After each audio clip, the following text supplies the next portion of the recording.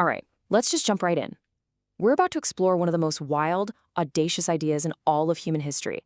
It's this belief that you and I, well, that we have a little spark of the divine inside of us, and that maybe, just maybe, our entire purpose is to fan that spark into a full-blown flame. I mean, have you ever had that feeling? You stub your toe on the coffee table. You're stuck in traffic. You're just living your life. But underneath all of that, there's this quiet, nagging suspicion that you were actually built for something, well, bigger, something more luminous. There's actually a name for this: ontological imposter syndrome. It's the sense that we're all just pretending to be merely human. And that feeling, that suspicion, leads us right to our big idea for today: Theosis. Now, this is an ancient idea, and you find it all over the world. It basically says that the gap between us and the divine, it's not some fixed, uncrossable canyon. No, it's a journey. It's a distance that can be traveled. It's a process of becoming. So this feeling, this divine imposter syndrome, this is what I find so fascinating. Because this isn't some niche, modern, self-help idea. Not at all. It's more like a universal software update for the human spirit that's been running in the background of our cultures for thousands of years. This right here, this is the fundamental tension that gives birth to the whole idea of theosis. We're living in this dual reality, right? On one hand, we're particles, we're physical, we can be clumsy, we are definitely finite. But at the same time, we suspect we're also part of a flame, something eternal, something powerful. And that one little suspicion, well, it changes everything. Okay, so how does this actually work? Let's zoom in on Christianity for a minute, because it developed two incredibly powerful and really interesting competing blueprints for how this whole transformation is supposed to happen. So back in the 4th century, St. Athanasius just drops this theological bombshell. I mean, think about it. To our modern ears, that sounds like pure heresy, doesn't it? That's the kind of thing that gets you a fast track to being kicked out of church. But for the early church fathers, this wasn't some radical fringe idea. This was the entire point of the whole story. Now pay attention, because this slide right here is pretty much the key to this whole explainer. It breaks down the two main Christian models. So on one side, you have the Eastern Orthodox view, which is all about participating in God's nature, kind of like how you feel the sun's light on your skin. And on the other side, you've got the Latter-day Saint view, which is more about progressing to eventually inherit the family business. Let's break both of those down. So the Orthodox brilliantly solved this problem of how can I become God without, replacing God. They make this really clever distinction. Imagine God is the sun. You can't actually touch his essence. That's the million-degree nuclear core. You'd be instantly vaporized. But you can participate in his energies, his light, his warmth. You can become sunned, so to speak. Or here's another way to think about it. You don't become the billionaire, but he gives you his credit card with no limit.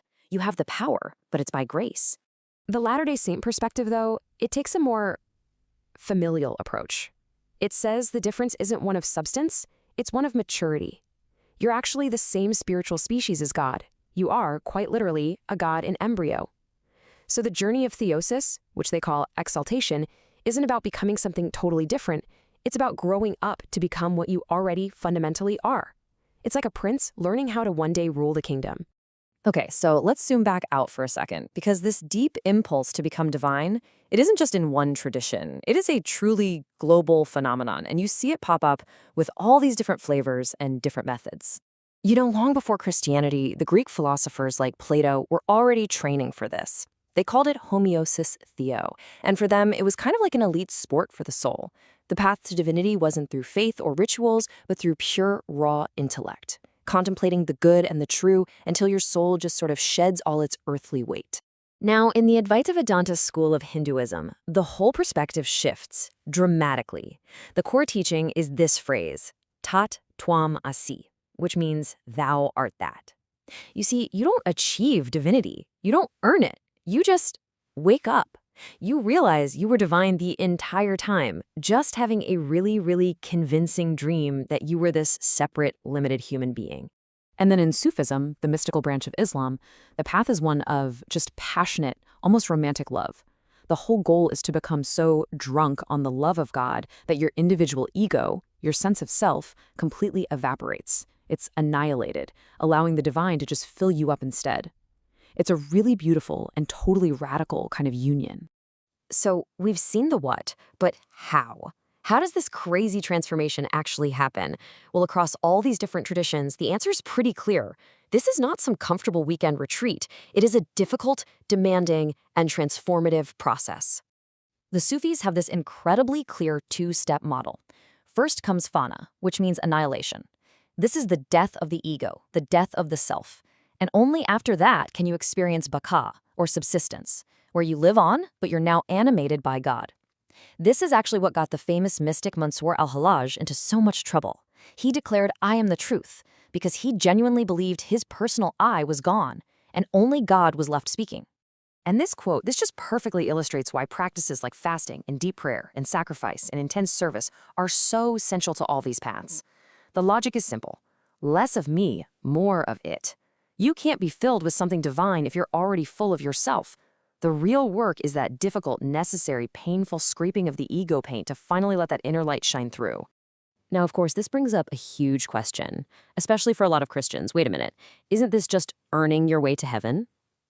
And the answer that these traditions give is this really cool concept called synergy.